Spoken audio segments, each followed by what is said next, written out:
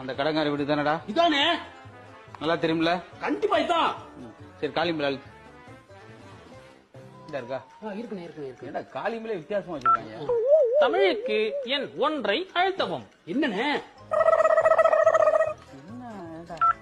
ஒரு வசதியானவங்களா இருப்பாங்களோட. அதை உறுதி செய்ய 2 அழுத்தவும். பால்காரன் என்றால் 1 அழுத்தவும். இல்ல இவ்வளவு டிப் டாப்பா பால்காரனாடா வரலாம். தபால்காரன் என்றால் 2 அழுத்தவும். பிச்சைக்காரன் என்றால் 3 அழுத்தவும்.